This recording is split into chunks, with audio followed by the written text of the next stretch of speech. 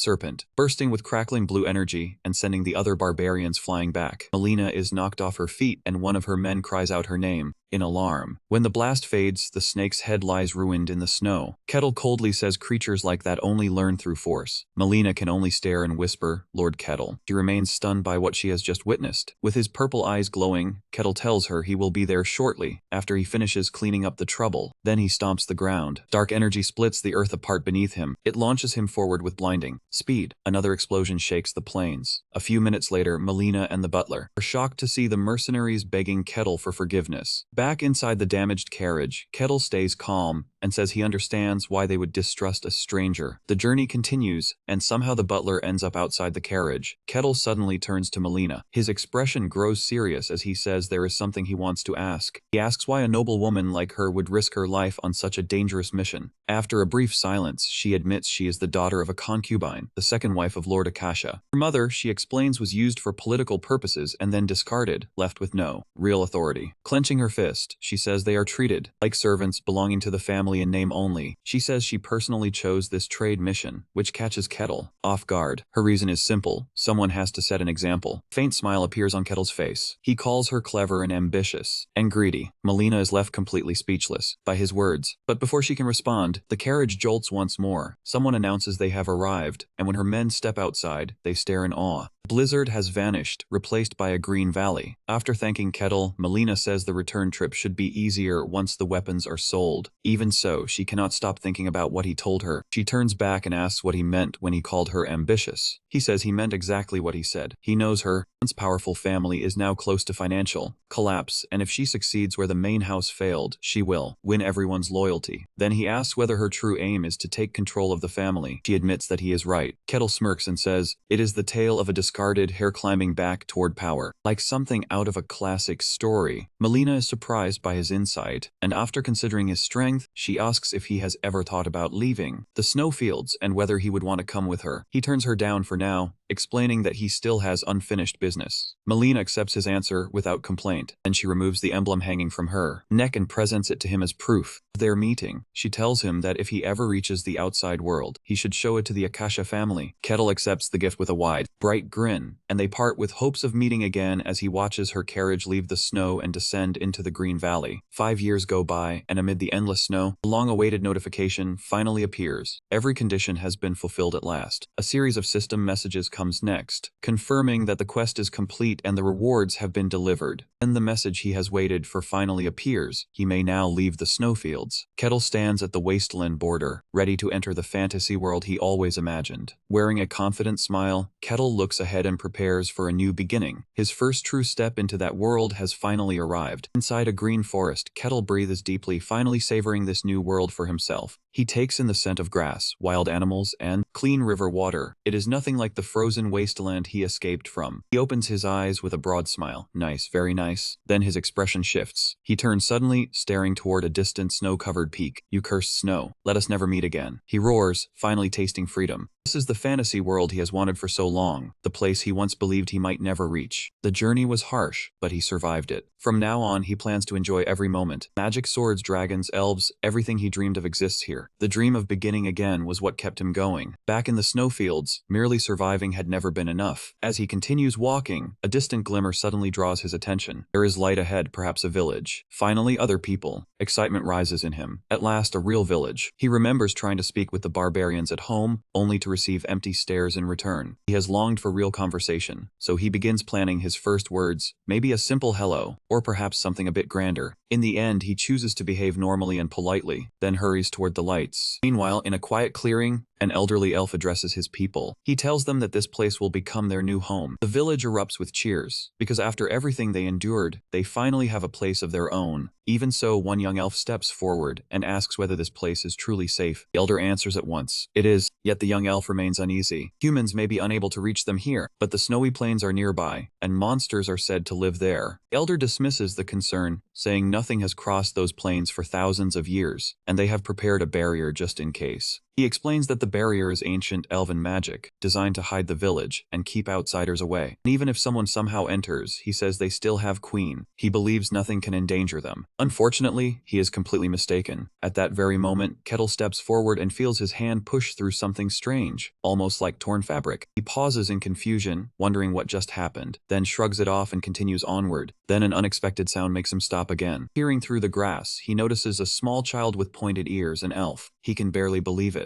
A real elf, and so soon after arriving. What incredible luck. However, the little girl is lost, frightened, and close to tears after wandering too far. Then she hears a voice from behind her. Her eyes widen as Kettle bends down and greets her kindly. Poor girl goes rigid with fear and faints right where she stands. He simply stands there holding the unconscious child. A drop of sweat slides down his face. He did not even get a chance to explain before she fainted. After thinking for a moment, he decides he should bring her back to the village. In his mind, he imagines returning the lost child and being welcomed warmly, like a hero. With complete confidence, he carries her into the elven village. Instead, the elves fall into panic, shouting that a human has taken their child. Spears are thrust toward his face as they demand his identity and ask how he breached their barrier. So much for that idea. The girl's mother cries out in terror, completely overwhelmed by fear. Elder is shocked, convinced no human should ever reach this place, since the barrier was meant to be flawless. When he realizes the barrier has been damaged, fear takes over. He calls for the queen, only to learn she is out on patrol. Kettle tries explaining that he means no harm, but nobody listens. One elf shouts for him to hand back the child, or they will hunt him down. The elder's mind races. That barrier was made with ancient magic, and no ordinary method could have broken through it. So he concludes this must have been planned, believing humans have likely been tracking them for years. Kettle is baffled. Does he really look like a kidnapper? Either way, he knows he must clear things up quickly. Just then, the little girl in his arms begins to stir awake. He gently puts her down and tells her to return to her family. She lifts her eyes and sees his calm, gentle face. But in her frightened mind, all she can see is a massive figure. A dark, terrifying monster is all she imagines, and she lets out a cry. She screams and immediately runs back to her parents. That wounds Kettle more than he expects. Is his face truly that frightening? He raises both hands and tells the elves he returned the child, proving he is not their enemy. The elder ignores him completely. Now that the hostage is safe, he orders everyone to attack. In an instant, the elven archers draw their bows and aim at the deeply confused Kettle. They release their arrows, sending a wave of magic shots rushing forward. The arrows fly straight at him, yet he only stands there in disbelief. They still refuse to listen. So much for elves being gentle. In this place, survival clearly comes before kindness. Arrows rain down, but Kettle does not move at all. They simply bounce off him like harmless toys. The elves grow frantic and keep yelling to fire, certain his defense must eventually give way. Kettle finally loses patience and raises one hand, ready to stop the chaos. In a single moment, he unleashes a massive shockwave that tears through the elves' formation and sends the archers flying. Someone shouts for a barrier, but it is already too late. Trees are ripped from the earth as the elves are swept into the air. Screams fill the air. When everything settles, an old elf can only stare blankly, unable to understand what just happened. At the far end of the trench stands Kettle, calmly repeating that he is not their enemy. Then he awkwardly admits he may have used a little too much strength. Suddenly, a blazing phoenix arrow shoots straight toward him. It strikes his head directly and bursts on impact. The old elf and the others are left staring, completely confused. Then a graceful elven woman descends and lands nearby. It is the queen, and she sharply demands to know what is going on. The elder quickly reports that a human has attacked them. Her face turns icy. If a human managed to enter, then this place can no longer be called safe. But Kettle steps out from the smoke unharmed and once again asks them to listen. Both the elder and the queen are stunned. He took her direct attack and still has no injuries. From above, the queen fixes him with a fierce glare. Her disgust toward humans is obvious, and she is certain he has come after her people. She introduces herself as the queen of the Leaf clan and draws another arrow. Aiming the burning shot at him, she declares that he will pay for his actions. His greed. Kettle is utterly confused. They speak the same language, so why will she not listen? Maybe humans and elves truly hate each other that deeply. With a sigh, he gives up on trying to talk. Some people only start listening after being struck. The queen releases the arrow. Blue energy crackles around it, making it clear this is no ordinary shot. The arrow transforms into a huge roaring spirit beast. Kettle responds by tightening his fist and gathering an absurd amount of power. Just one punch. A burst of pure force crashes straight into the beast. The queen can only stare in complete disbelief. His attack completely overpowers hers. Oops, he has done it again. The explosion wipes out the spirit beast and drives the queen into the ground, leaving her buried beneath the debris.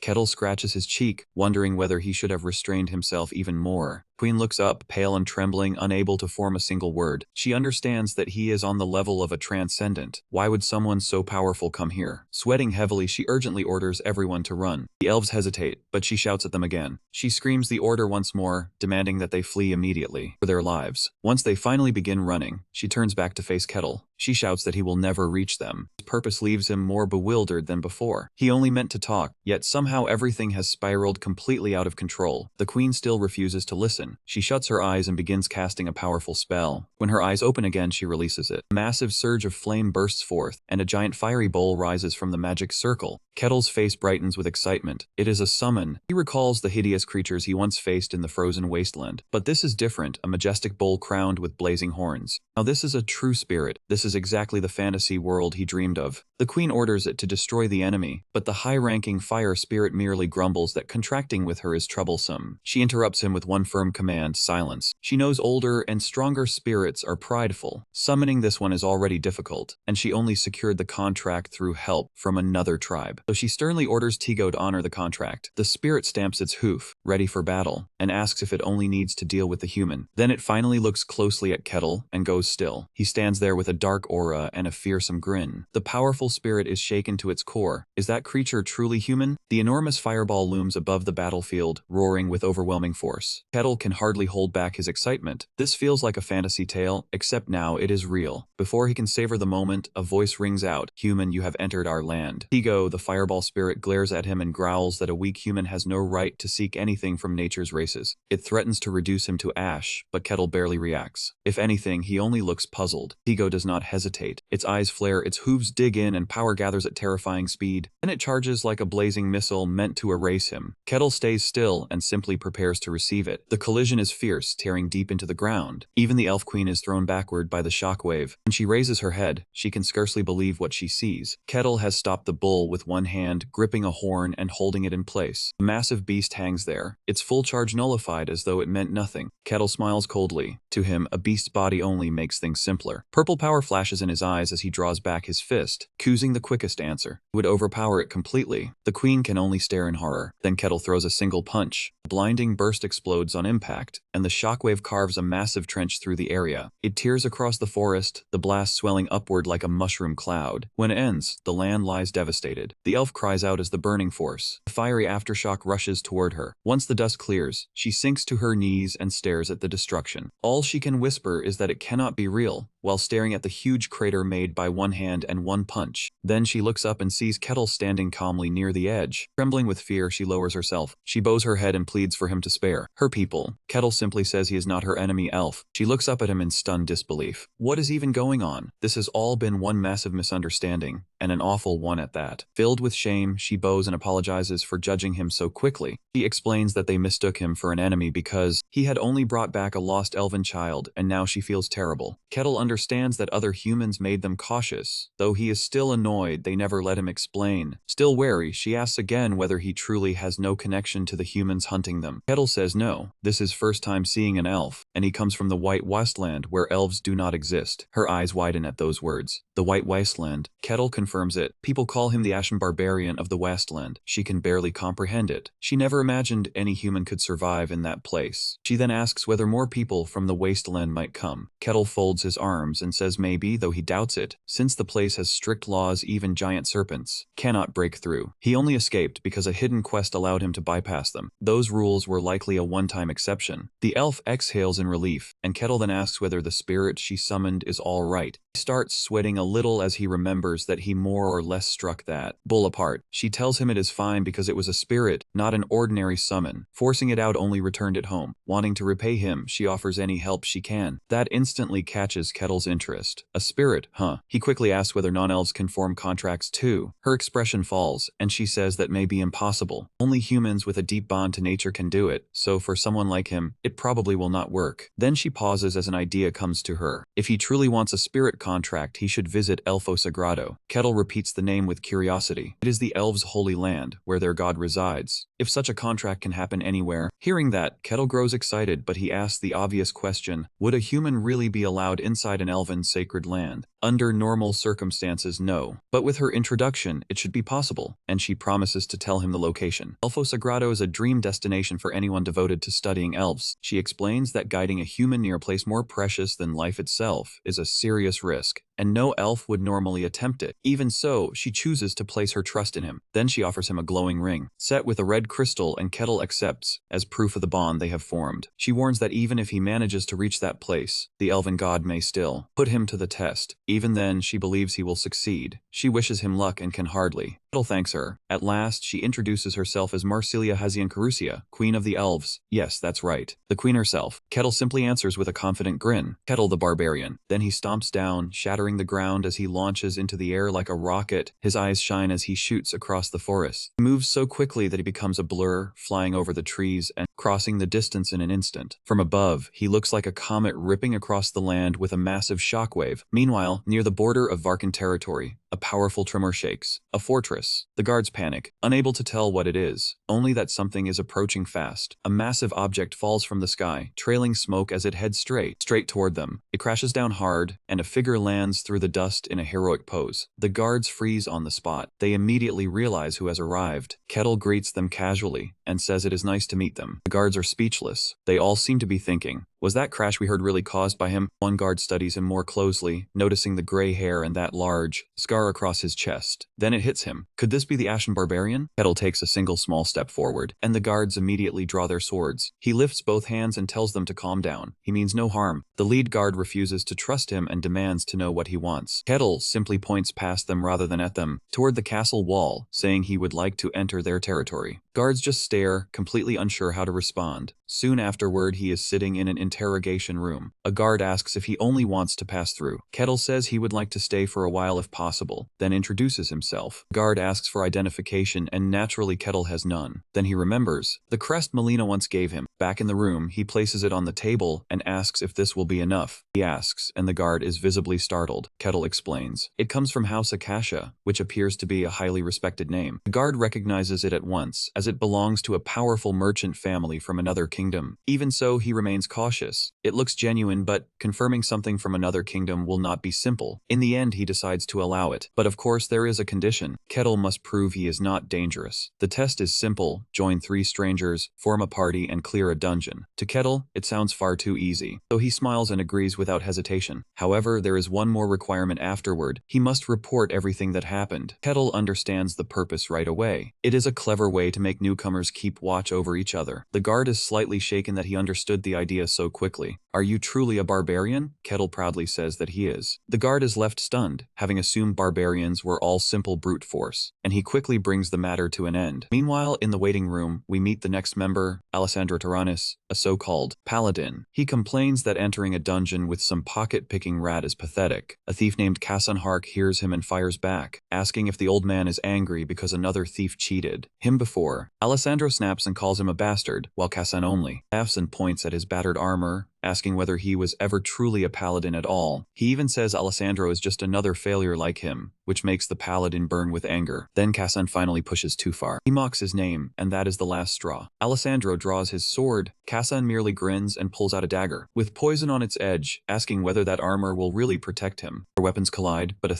third person steps in between them, surprisingly a nun, and asks them both to stop. Her name is Hayes, a cleric, and she is already wondering how she can possibly clear a dungeon with these two fools. They still have one final party member on the way, and she is already dreading what kind of person it might be. At that moment, the door swings open. The guard announces that the last member has finally arrived. Then an enormous figure walks into the room. His purple eyes glow brightly. What a dramatic entrance. The room falls silent, everyone stunned by his sheer size. Kettle breaks the silence with a wide smile, asking if they are his new party members. They are all frightened. Alessandro can only that he is unbelievably huge. Hayes wonders whether he is even human, while Kasan can only feel the heavy pressure coming from him. The guard leaves them there to get acquainted. Completely unaware of the tension, Kettle cheerfully begins introducing himself. He says hello and tells them his name is Kettle, a barbarian. Then he looks toward Kasan, who is sweating as he stammers that he is a thief. Next comes the armored man, who proudly introduces himself as the paladin Alessandro. Kettle immediately reacts and asks whether he can use holy power. Alessandro begins to sweat and admits he normally should, but because he is a special type of paladin, he cannot use it. Then the nun nervously steps forward and introduces herself as Hayes, a cleric of Colossia. Kettle suddenly grows serious. A cleric, and people still doubt who she is. Flustered, she explains that her god rules over lies and deception, so people naturally have trouble trusting her. Kettle only says he understands. Silence settles in. A paladin without holy power and a cleric linked to lies make quite the party, but luckily the guard returns and asks if they are ready. They exchange glances, and none of them looks pleased about the situation. Hayes and Kasan seem the most miserable, as if wondering what they did to deserve this. After a brief walk, their hooded guide stops and tells them they have arrived. Kettle looks ahead, appearing slightly surprised. The party arrives in a forest clearing and finds the dungeon entrance. Kettle turns to Kasan and asks for the plan, making him tense immediately. Kasan awkwardly calls him sir, but Kettle laughs and tells him to relax because they are teammates now. Trying to hide his nerves, Kasan lays out a simple plan. The fighters will take the front. The thief will search for traps, while the cleric stays behind and provides support. Kettle agrees without hesitation, though Kasan already looks as if he regrets joining. With their uncertain plan decided, Kettle takes the lead and gets ready to enter. The group steps into the dungeon. Inside the cold, shadowy cave, Hayes quietly admits that the darkness is starting to unsettle her. Kasan is troubled by something else. The total absence of traps feels far too suspicious. Then he senses danger ahead and quickly stops Kettle, warning him that monsters are close. Kettle looks down and notices bones scattered across the floor. Kasan immediately realizes the truth. This is not an ordinary test, but a trap designed to eliminate them. Kettle, however, only sounds curious as he asks about skeletons. Kasan explains that they are dangerous opponents. Even when cut apart, they keep moving, and dungeon power strengthens their bones, making the situation much more serious. Quickly begins giving orders, telling Hayes to prepare her support magic. He tells the warrior to hold the front line and warns Kettle to be ready. Kettle calmly says he is ready, making Kasan sound like some brilliant commander. Then Kettle takes a step forward, and that single movement awakens one of the skeletons. He watches it with clear surprise. The skeleton rises up, rattling as it comes to life. The others panic and prepare themselves. The skeleton warrior charges straight at Kettle. Its massive sword is raised, ready to strike. Kettle simply knocks it aside and throws one punch. That one blow completely breaks the skeleton apart. It collapses into a glittering heap of bone dust. The rest of the party can only stare, stunned speechless. Kettle smirks and says that destroying the head really does work. Kasan looks utterly defeated, because that was not what he meant at all. What Kettle did should have been impossible. Skeletons strengthened by dungeon mana are not meant to fall so easily, and normally they must be broken down again and again. Kasan knew Kettle was powerful, but he never imagined anything like this. Now everyone silently wonders whether this monstrous man can truly be human. Kettle merely cracks his knuckles with a grin, ready to move on. The others quickly rush to follow after him. He tells them there is no need to hurry, but his frightened teammates answer at once, "Yes, sir." By now, they are all thinking the same thing. None of them wants to lose their life in this place. A short while later, Kettle suddenly stops with a confused expression. His foot has just struck something. The entire party freezes when they spot another skull on the floor, and a second skeleton rises. The team can only stare in complete terror. Round 2 begins, but instead of panicking, Kettle turns toward them and asks for a favor. He wants to deal with all of them by himself. Apparently, there is something he wants to test. They agree without hesitation. Kettle thanks them, his purple eyes glowing as he approaches the skeleton, while everyone else keeps back. All they can do is watch and wonder what he intends to do. He steps right up to it, examining the creature as if trying to understand how it works. The skeleton attacks, but Kettle stops the strike with 2 fingers, breaks the blade, and almost seems to ask what it will do next. That still does not make the creature stop. It lunges forward again to attack. Instead of moving away, Kettle grabs its wrist. With a smile, he says, "And how about this?" A sharp crack follows as he crushes the skeleton's hand and lets it fall, watching with clear interest. The skeleton pauses, almost as if puzzled by its damaged hand. Then it roars and swings its sword with the other arm. It even tosses the weapon over and catches it with its remaining hand to continue fighting. Not bad for a pile of bones. Kettle is genuinely impressed and notes that it can switch hands. The skeleton charges again, but its attack gets stopped instantly when Kettle catches that wrist as well and rips away the other hand, sending it staggering back. Even after that, it refuses to give up. This time, it lunges forward using its own arm like a weapon. Kettle is amazed. It can turn parts of its body into weapons, meaning it is smarter than he expected. The sight is too much for the party, who look sick as they watch. They can only stand there trembling while Kettle tears through the monster like a true barbarian. Then, with one heavy crack, he finishes it. Its skull falls and keeps moving on its own, making Kettle mutter that this is amusing. The thing can still move with only its head. One stomp ends it completely. Immediately afterward, his mood returns to calm and friendly. He apologizes for holding them up, while Kassan is still scared out of his mind. Kassan quickly says it is no problem. Kettle accepts the answer and says they should continue. So they set off again. The rest of the party nervously agrees and follows behind him. After some time, the group stops at the base of a massive staircase. They have arrived at the 2nd floor. The atmosphere feels heavy,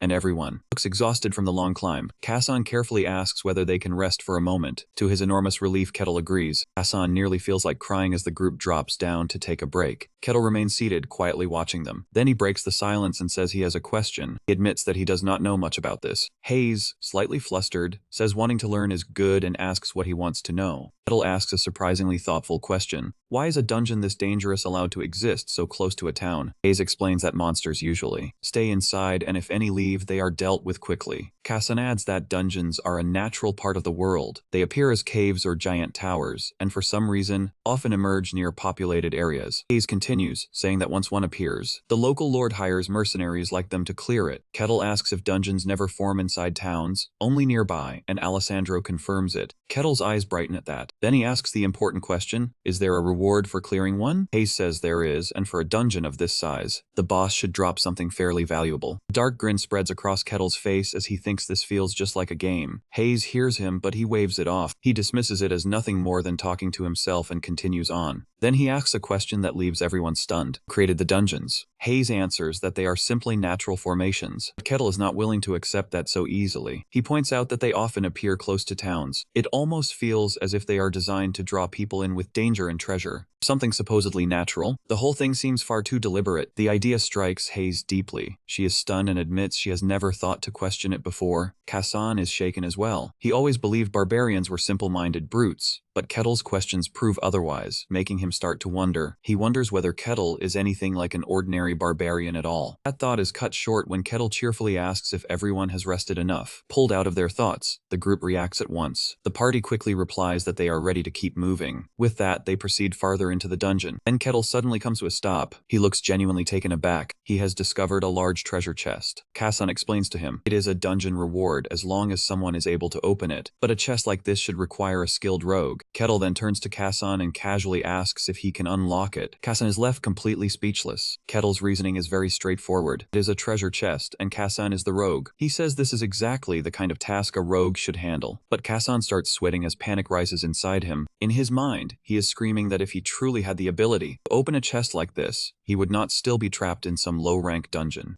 Kassan feels himself starting to fall apart. He cannot bring himself to confess the truth, not while Kettle is looking at him with such hopeful eyes. His imagination jumps to the worst possible outcome, with Kettle's cheerful expression, as he calls him useless, and punishes him horribly. So Kassan forces out a trembling laugh and says he will try, even while panic consumes him inside. As he kneels before the chest, Kettle leans closer, watching with intense curiosity. Kassan feels certain he is finished if he fails, so he desperately recalls the lock-picking tricks he once saw real adventurers use while he was only carrying their supplies. With shaking hands, he begins working on the lock. Kettle towers behind him, and Kassan realizes the truth. This is his moment. His life depends on succeeding with this single chance. Kassan is almost at his limit when click, the chest opens. Kettle peers over, puzzled by how violently Kassan is trembling. Then Kassan completely breaks down and starts sobbing. Through his tears, he chokes out that it actually opened. Hayes is amazed, saying only skilled thieves can manage that, and calling him incredible. Even Kettle looks impressed and praises Kassan. Kassan can hardly believe it himself. He always thought he had been doing his best, but now he begins to wonder if he had never truly given everything before. The man is thrown into a full crisis. Kettle quickly moves on and asks how valuable the treasure is. Hayes says it could let a family live like nobles for a month, so Kettle grins and puts Kassan in charge of the loot. Kassan responds immediately and reaches into the chest. He pulls out a gem-studded goblet worth more than anything he has ever touched, but then Kettle suddenly calls his name. Kassan lets out a scream of pure shock. Panic takes over. Kettle has no idea what happened and asks if he needs help or got hurt, but Kassan frantically denies everything while the others stare in confusion. After that awkward moment passes, the group continues deeper into the cave. Then Kassan suddenly tells everyone to stop, warning that skeletons are ahead. Kettle counts 4 skeletons and calmly says he will handle 3 of them. The entire party freezes. He really just said that. Then, clearly excited, he tells them to take care of the last one. Clutching the loot bag, Kassan realizes this is a real fight. Alessandro simply nods and says she understands. The moment Kettle takes a step forward, bones scattered across the ground begin to shift. With a loud rattling sound, the skeletons assemble themselves. Kassan watches in horror as all 4 rise, their eyes glowing. Blue light shines from them before they release a silent shriek. Kettle gives the signal. The battle begins now. Kassan is the first to move, rushing forward with his blade ready. One of the skeletons is caught off guard, but before Kassan can land a hit, Kettle steps in. He grabs 3 skeletons at once in a crushing bear hug and tells the others not to interfere. Those 3 belong to him. Left by itself, the 4th skeleton swings its sword downward, but Alessandro is already prepared. He blocks the strike with his shield, sending out a loud metallic clang. Kassan leaps in immediately after. He vaults over the enemy, his red daggers drawn. He moves in to strike as Hayes' eyes light up while she casts Shadow of Confusion. Alessandro seizes the opening. He brings his glowing sword down in a heavy slash. The skeleton collapses, but its core still has not been destroyed, so it pulls itself together again and resumes attacking. Watching the team coordinate, Kettle smiles. He says seeing a party use its core skills from this close is surprisingly impressive, and quite rare as well. Then he crushes the 3 skeletons in his arms with his bare hands. Once the bones fade away, he says the obstacles are gone, so he can finally enjoy the show. As the 3 prepare for a second round, they all realize the same thing. This barbarian is testing them. The last skeleton almost seems confused by how fired up they have become. Hayes steels herself, knowing weakness could cost them dearly. Alessandro rushes forward with a fierce expression, overwhelming the last enemy as the entire team attacks together. At last, the skull strikes the floor, and when the battle ends, the party collapses, breathing hard. Kettle looks over his exhausted teammates and thinks back to the adventurers from the white snowfield. They must have been strong after all, since this party struggled against even 1 skeleton. And they continue to the next floor, where even more monsters appear. But with Kettle leading the way, they are barely worth mentioning. Eventually, they arrive at the final floor. At the end of the hall, a figure in black armor sits upon a stone throne. It is a skeleton knight, and Hayes immediately starts trembling with fear. Kettle calmly asks whether this skeleton is different from the ones before, different from the others they fought. The answer is grim. Yes, it is powerful, skilled with sword and shield and equal to a knight, so they have no chance of winning. Terrified, Hayes cannot imagine defeating it. Kettle then asks what happens if they fail, and decide to retreat. Hayes says they would need permission from the territory, but if the withdrawal is judged reasonable, it should not become a problem. Kettle gives a faint smile and says that sounds fair enough. Meanwhile, the skeleton knight remains seated, radiating a heavy and dangerous presence. In the deepest part of the dungeon, the final boss waits, a skeleton knight wrapped in a purple aura. It rises ready, face Kettle. He only smirks, amused that a skeleton can maintain its form this well. The knight wastes no time. It raises its enormous sword to strike him down. In the next instant, it leaps up and releases a massive wave of energy. party. Hayes throws up a golden barrier, but it cannot hold. It breaks apart and Alessandro steps forward with his shield to protect the party. Even then, the entire group is blown back. They are completely outmatched. For one brief moment, even Kettle seems surprised. Alessandro can hardly believe how much force was packed into that single attack. As if it were nothing, the knight charges in to finish the fight. This time, Kettle finally moves. He meets the attack with one fierce punch, sending out a shockwave through the dungeon. The knight is blasted away and defeated in a single hit, leaving the others staring blankly. Kettle casually dusts off his hands and asks if that was everything. After that single punch brought the fight to an end, the party notices the true reward, a large treasure chest. Kettle looks at Kassan and tells him to open it. Kassan panics immediately. The lock is far above his skill level, and Kassan says they will have to leave it behind. Kettle simply punches the chest open. Kassan and the others are left, speechless all over again. Kettle only smiles and says this method works better. Then he tells Kassan to gather the loot, leaving Kassan too stunned to understand why Kettle asked first if he could have crushed it all along. With the dungeon cleared, the party finally emerges from the cave. Right after that, the entrance collapses behind them. Kassan explains that a perfect clear causes the dungeon to disappear, meaning there was never any hidden room to find. That only makes Kettle smile even wider. He says that would have been enjoyable as well. At the city gate, the guard is stunned to see them return back already. Fearing the worst, he asks what happened, and Kettle gives a cheerful thumbs up, saying it was satisfying. The guard begins the usual entry procedure, questioning each party member separately. He asks Hayes whether the barbarian should be permitted to remain, and after a short pause, she answers yes. This is the guard's true duty, screening out dangerous people, but both Kassan and Alessandro support Kettle. They say that despite his frightening strength, he never hurt them, making the guard realize Kettle is no ordinary barbarian. When Kettle is questioned, he simply praises his companions and says they were reliable. That surprises the guard, because forcing strangers into one party almost never ends this smoothly. Convinced, he allows Kettle into the city, though he warns him not to cause trouble. Then he gives them the dungeon reward, a heavy pouch of gold. Normally the guards would keep the spoils, but this time he hands it over and Kettle gladly accepts the reward and says they will divide it evenly into 4 shares. The others try to refuse, knowing they barely contributed, but Kettle insists that everyone should receive a share. Once that is settled, he happily suggests they celebrate with drinks. The other 3 force uneasy smiles and agree to accompany him. The moment he is out of earshot, they nearly break down, begging to be freed from this nightmare. Watching them leave, the guard reflects on what he witnessed. A barbarian who defeated a skeleton knight in a single blow. His strength is beyond reason. At the very least, he is knight level, possibly even beyond that. This is not just any barbarian. He is a legendary case, something far outside the normal standard. After reaching that conclusion, the guard knows this is beyond his authority and must report it to his lord. Later that night, inside a grand estate, a powerful man writes by candlelight. A knock interrupts the silence, and a voice from the throne orders the visitor to enter. The city guard steps inside, approaches the throne, and addresses the man as his lord. Luke Barkin, ruler of the domain, looks up from his work and asks what happened. The guard captain stands straight and speaks directly. A barbarian has entered the domain. Luke Barkin responds sharply. Did you allow him to stay? Sweating nervously, the captain explains that he judged it would not create any major issue. Luke Barkin is not convinced and demands to hear the real problem. The captain finally admits it. The man is extraordinarily powerful, strong enough to threaten an entire kingdom. Luke Barkin immediately becomes interested. He leans forward and asks how strong. The answer is shocking. This barbarian took down a skeleton knight with 1 hit. That leaves Luke Barkin startled, because a skeleton knight is far from a minor threat. Normally, defeating one requires a skilled full party, yet this man ended it instantly. Still, because it is a barbarian, Luke Barkin struggles to believe it. So he questions the captain further. Was this brute truly a top-class warrior? The captain says he probably is, perhaps even more than that, while still drenched in sweat. For a ruler, this is the worst situation, an unknown powerhouse roaming his land. Luke Barkin chooses to face it directly and orders him brought in. The captain nearly panics, asking if he is truly certain. Still, Luke Barkin has a point. Letting someone that dangerous move freely is asking for trouble, so he wants to judge the man himself. Captain warns that it is risky, but Luke Barkin merely smiles, then gestures behind his throne. There is no need to worry, because he has insurance. He turns toward his shadow knight and asks for his opinion. The knight clenches his fist proudly, seeing Kettle as only a barbarian, an ignorant brute who got lucky. After training under great sword masters, he considers him nothing more than an insect. That answer is enough for Luke Barkin. He orders Kettle brought before him and says he will handle the matter. Meanwhile, the so-called brute himself is busy tearing through an all-you-can-eat feast. His new party can only watch in silent horror. Completely unaware, Kettle slams down his mug and cheerfully says the food is incredible and this meal is on him, so they should eat their fill. They answer with painfully forced laughter. Then he puts Alessandro on the spot by asking if he is a holy knight. If that is true, then where was that holy power back in the dungeon? Alessandro starts sweating again and explains that he is still in training, so his full power has not awakened yet. Kettle bluntly says that is unfortunate, since subtlety has never been his strength. Then he turns to Hayes and asks if she follows Kalasha, and whether there is a temple nearby. Hayes awkwardly explains that her goddess governs life, lies and deception, so temples dedicated to her are not exactly common. She quickly shifts the subject and asks the real question on everyone's mind. Just how strong is he? The other two immediately perk up while Kettle merely stares back with a chicken bone dangling from his mouth. He says he has no clue since he only just arrived, then asks how strong a skeleton knight is supposed to be. Hayes explains that a second-rate warrior can barely face one, while a first-rate fighter might defeat it the way he did. He casually asks if that only counts as second-rate, then a trembling voice interrupts them. "Excuse me, it is the owner," nervously saying they are closing. He clearly wants this terrifying guest out of his shop. Kettle happily agrees and asks if anyone wants to meet again later. The other three answer in perfect unison. They blurt out excuses and practically flee the place. See you next time. All three are probably praying they never have to see him again. Once he is finally alone, he rents a room and drops onto the bed. To him, it feels like luxury. He is simply grateful that the dungeon reward was enough to cover the cost. After surviving out in the snow, even a rough bed feels wonderful. Then he begins thinking about what to do next. Now that he has left the wilderness, he wants to enjoy the world. His dreams are simple, just like any adventurer's. He wants to visit the Elf Kingdom, see the Magic Tower, and explore the capital. All those famous places fill his thoughts as he falls asleep, until pounding on his door wakes him the next morning. He drags himself up and opens it. There stands the same anxious guard captain from the castle. Kettle opens the door shirtless and only grunts, asking what he wants. The poor captain nearly jumps out of his skin, then forces himself to deliver the message. Lord wishes to see him. In other words, the ruler of the entire territory wants a private meeting with him. Naturally, Kettle grins and accepts without hesitation. He only wants to put on a shirt first, while the guard keeps sweating, convinced this means trouble. As they walk through town, Kettle looks around with open excitement. He had only seen the place at night before, so this is his first proper look in daylight. He gives the uneasy guard a wide grin and a thumbs up, clearly enjoying the fantasy city atmosphere. While the captain looks like he wants to disappear, the captain decides to finish the escort quickly and avoid looking at him more than necessary. At last, they reach the hall. The captain announces that he has brought the Barbarian, and the doors open as Luke Barkin calls them inside. Kettle steps forward as though he is receiving full VIP treatment. Luke Barkin extends his hand. He introduces himself as Luke Barkin, lord of this land. Kettle actually shakes it, then gives a respectful, slight bow before introducing himself properly in return. That nearly leaves Luke Barkin unable to process it. A bowing barbarian makes no sense to him. In his mind, barbarians never lower their heads. He expected a savage, not someone so polite. Trying to hide his surprise, Barkin remarks that Kettle has manners after all, then invites him to take a seat. Kettle looks around, impressed by the elegant room,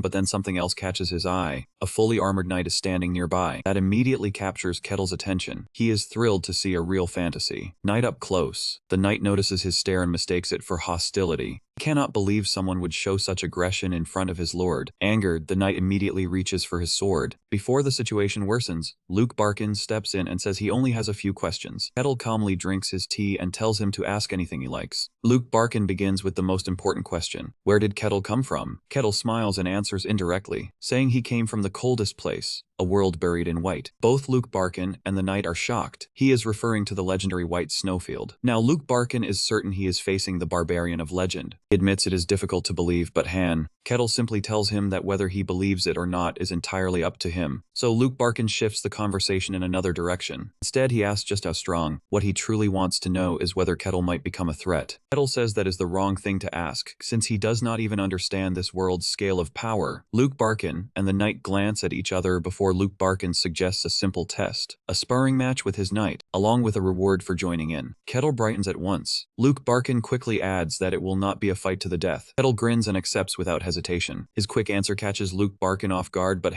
is truly excited. He finally gets to face a real knight who uses special powers. Luke Barkin clenches his fist, thinking, Barbarian really is simple-minded after all. offer him a fight, and he takes the bait immediately. Before long, they arrive in a massive arena, with Luke Barkin watching from above. Down below, Kettle and the knight stand facing each other. The knight looks completely serious. Kettle, however, looks thrilled. Luke Barkin gives the starting signal and reminds them not to take things too far. When the bell rings, the knight draws his blade. Raising his sword, he declares that Kettle should feel honored to see his technique. Kettle says he would like to see it as well. It only makes the knight even angrier. He takes the comment as an insult and decides to overwhelm Kettle with a clear display of the gap between them. A massive green aura bursts from his body, and he asks what Kettle plans to do before swinging hard, sending 3 huge blades of energy flying straight forward at him. Kettle looks up and stares, confused because there are 3 of them. At first, he wonders if it might be some kind of illusion, but all 3 glowing sword strikes are completely real. So this is what this world calls swordsmanship, Kettle thinks. The knight becomes even more arrogant and starts mocking him. He says dodging is all Kettle can do. But right before the final strike lands, Kettle flicks a finger and shatters the blade instantly. The knight freezes. Before he can respond, Kettle raises a hand and destroys the attack in a blink. Then he closes the distance in an instant and seizes the knight by the chest plate, crushing the armor in his grip as if it were paper. With one fierce throw, he sends the fully armored knight flying across the arena. Watching from above, Luke Barkin is left utterly stunned as the knight crashes down into a huge crater after a single hit. Luke Barkin can barely process strength on that level. Kettle smiles as if nothing happened and asks whether they are done. Luke Barkin needs a moment to steady himself. Then he quietly says yes. In his mind, calculations are already racing, because defeating a first-class knight in one blow is far from normal. Barbarian with that much power could shake the entire world, so Luke Barkin decides to contact one specific person, the Swordmaster. He wonders whether that man has arrived yet, and whether this news would catch his interest. At that moment, a voice answers from nowhere, asking if he means his interest. A window opens, revealing an old man in green robes, and Luke Barkin remarks that his habits are still strange. As always, the old man laughs it off, saying everyone needs a bit of amusement. This man is Swordmaster Kane, and he wants to hear the details for himself. Luke Barkin immediately rises and bows, which alone shows the man's status. After that, the scene shifts to the knight recovering in bed. He is clearly not taking what happened very well. Then the door opens, and Luke Barkin enters to check on him. The knight jolts awake and begins apologizing repeatedly for his terrible failure. Kane cuts him off, telling him not to apologize to Luke, but to him. The truth then becomes clear. Kane is the knight's master, and he notes that the armor was crushed, while the man inside remained unharmed. That proves to him the barbarian was not some uncontrolled brute. Kettle held back with incredible precision just to spare the knight. That level of control places him far beyond an ordinary knight, at least in the realm of the superhuman, leaving both Luke Barkin